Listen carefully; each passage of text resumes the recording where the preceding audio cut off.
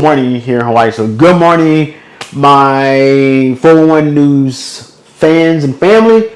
I do come to you today with a special additional 411 News because I got some information today that I was not expecting. So one of my buddies called me this morning when I was leaving the gym, and he was like, "Hey, did you hear about the incident that happened on H3 yesterday afternoon?" And I was like, "Bro, what are you talking about?" And he goes on to tell me what happened with what happened. There was a stabbing on H3 yesterday where a it was a married couple. They had got into a disagreement or a fight, if you want to call it, and he stabbed his wife with a multi-tool, but we call it a Gerber in the military, and that the male was a Marine in the United States Marines. So he went on to tell me more about the case. But what I would do, I would insert a insert from the news here in Hawaii, so you can explain a little bit more on what's going on with this case, and then I will come back and give my views on it. We're learning more about the woman who was stabbed to death off the H3 freeway Wednesday night. The victim has officially been identified by the medical examiner as 27-year-old Donna Alotaibi of Virginia. And this just in, HPD confirms the woman's estranged husband, Bryant Tejeda Castillo, an active duty Marine stationed in Kaneohe, has been charged with murder in the second degree. His bail is set at $1 million. The victim's mother says her daughter warned the military about her abusive husband, but officials failed to protect her. Our Annalisa Burgos has the details in tonight's top story. And it's haunting me, like all the incidents that he's hit me and done horrible things to me. A YouTube video posted by Donna Alotaibi in January shows her sobbing on the phone with the National Suicide Prevention Hotline, claiming the military did nothing after she reported multiple cases of violence from her husband. Even when I reached out for help, like nothing was done at all. And I'm thinking, like,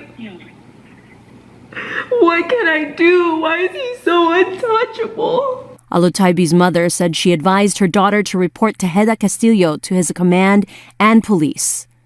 She sent me like picture with all this bruise in her body. Cespedes believes Alotaibi was brave to speak out. She was able to get the military's version of a restraining order, but she's disappointed more wasn't done to protect her.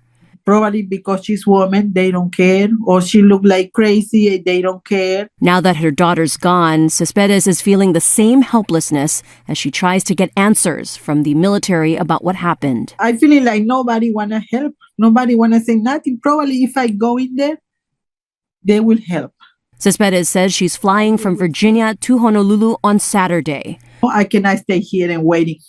I have to go there, bringing my daughter home. Alotaibi's friends, who are in the military, believe the system is designed to protect the ranks, and domestic violence and mental health issues are downplayed. I don't think they care about family at all, because if they did, then they would be getting their soldiers the help that they need. It seemed like he was crying out for help too. And I just think they're mission first and then family second. Loved ones hope Alotaibi's death can be a wake-up call to urge victims to reach out to civilian resources as well as the military system. They're still one of our community members, and we care about them just as it's not like there's a bubble that's all that they have. Annalisa Burgos, Hawaii. All right, so my view is a little bit like this. We should not pass judgment until we know all the facts of this case. They said that she was a social media person, so if my understanding, she had a TikTok, and they said she had a OnlyFans as well. I haven't got the verification of her OnlyFans, but I do know that she had a TikTok. On her TikTok, they say that she posted things that he was beating on her. She let her family know, she let her mom know, and I'm gonna pause right here and I'm gonna say this. I truly hope her mom was en route to Hawaii. You heard that on the news. I truly hope her mother get the answers that she seeks from the military in regards to the events that led up to this as well. But yeah, I just hope that you know we get the true story, and we as a society will never get the whole story because a lot of it's not about business. A lot of it is we had nothing. It's none of our business. It had nothing to do with us. But I hope the military will make a majority of it public so we'll know exactly what happened. Um, I noticed the mother also mentioned that she was like he was crying out for help. She was crying out for help as well. Being a senior NCO in the military, period. I don't care what branch you in.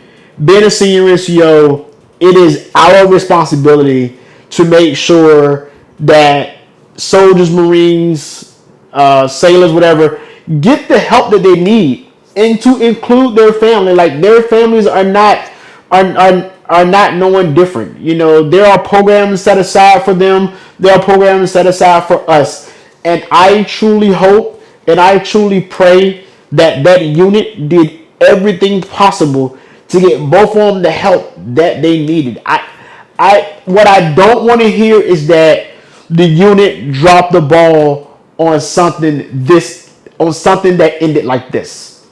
I know that people look at mental health as something that's just taboo. It is something that you know military don't need mental health issues. You deal with it, and it is not. That is not the right thing to say. That is not the right thing to do. Soldiers are human. How should I say? Armed forces people are human like everybody else. We go out here, we save the world, we defend our country. We train for when that day comes that we are called to defend this country. But at the same time, we're human and we need help just like everybody else. And that's why mental health is there. Mental health is there for people who needs that help. Like a lot of people come in the military like they have issues. People come in the military like they seen their parents get, they seen their mother or father get beat through, spousal abuse, or they've been through spousal abuse or sexual assault and things like that. And they bring that baggage with them into the military, and us as leaders need to see that and give them the help that they need. Like these people do stuff. Soldiers, Marines, sailors, I don't know what you call Coast Guards, I guess they sailors too, and airmen, they do stuff as a calling for help. And it's up to us as leaders to be like, hey bro, hey sis, or it's us as friends to be like, hey bro, hey sis, let's go talk to, mental health. The Army has something called we call them life coaches, or I can't think of the name of it right now. Begin with the M.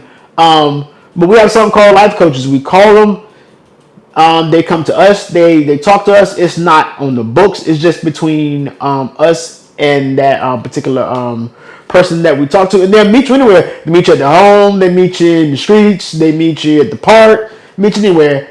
And it's called something life, and I can't think of the freaking name of it right now. But it's there. The military has so many things available, not just for us uniform people, but also for our spouses and kids and more or less our dependents. And they're there. And I truly hope that this unit did everything possible to help this couple.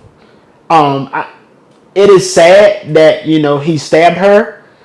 I am thankful that the people that stopped on the side of the road to help. But this is truly a sad story. This has happened here in Hawaii. And I don't want to say we heard this a lot, but we don't hear this a lot, but it is sad when we do hear it. And it is one of those things that I hope that the leadership did everything possible to help this couple. I feel like they're a young couple, and young couples, they go through a lot. They truly go through a lot because they're young. And then young couples are so easily influenced by social media, and they put everything on social media, and they live on social media because this is the generation, that we are, So hopefully the true story will come out. Everything will come out. The family will get the answers that they want. Like the mother said, she's on her way to Hawaii now to get her daughter body, bring it back. And they said that she was also pregnant. So that's even more sadder. You know what I'm saying? That's even more sadder than anything else. So continue to pray for this family. Continue to pray for this Marine. Pray for our military, period. And it's going to get harder. And I hate to say it that way. The military is going to get harder. As the numbers decline for people coming in and staying in, the people that staying in, it's going to get harder because now they're going to be doing work of 2 and 3 people. Like a lot of them wasn't doing it already. Now it's going to be worse. And it's going to be stressful. It's going to be stressful for our military now. And then, all this stuff going on in the world. So continue to pray for our leaders. Continue to pray for our soldiers. Continue to pray for our uniformed military that's protecting the world and protecting us each and every day. With that being said, I will leave y'all at that. Thank you for taking the time to watch this short video. I love you all. I will see you on the next one. Peace.